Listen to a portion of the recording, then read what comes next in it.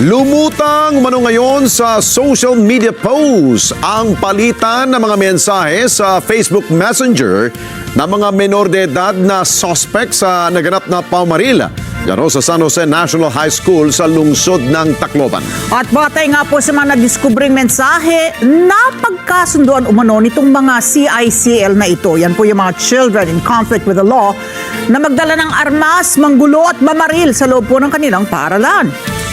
At dahil dito, mas lumakas ang anggulo na planado umano ang nasabing krimen habang patuloy na inimbestigahan sa totoong motibo sa malagim na insidente. Report mula kay Vic Sumintak. Naniniwala ang Philippine National Police o PNP na hindi biglaan kundi planado ang ginawang pamamaril ng dalawang menor de edad sa loob ng San Jose National High School sa Tacloban City na ikinasawi ng 3 biktima at ikinasugat ng 20 iba pa. Sinabi ni PNP spokesperson Police Colonel Allen Reyco na batay sa resulta ng investigasyon ng Police Regional Office 8, mayroong mga nakitang post sa social media ang dalawang suspect na nakilala lamang sa mga alias na Nash, 14 anyos at Rod, 15 anyos na may kaugnayan sa violent videos. Ganon din ang palitan ng messages ng mga suspects bago naganap ang krimen. This could be connected to a bullying incident.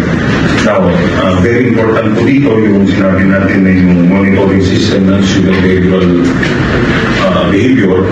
Ayon kay Colonel Co, sa sandaling mapatunayan na nagkaroon ng kapabayaan ang policewoman na may-ari ng baril na ginamit ng kanyang pamangkin sa pamamaril na nagdulot ng kamatayan at pagkakasugat ng mga biktima ay meron itong kaakibat na mabigat na parusa sa ilalim ng batas.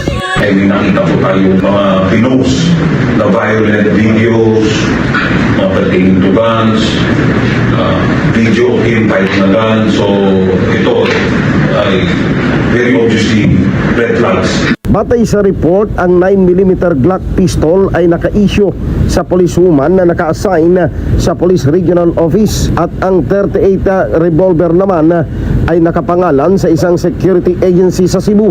Nangako ang PNP na lahat ng anggulo at may pananagutan sa nangyaring shooting incident ay kakalkalin ng mga investigador at maharap sa kasong administratibo at kriminal.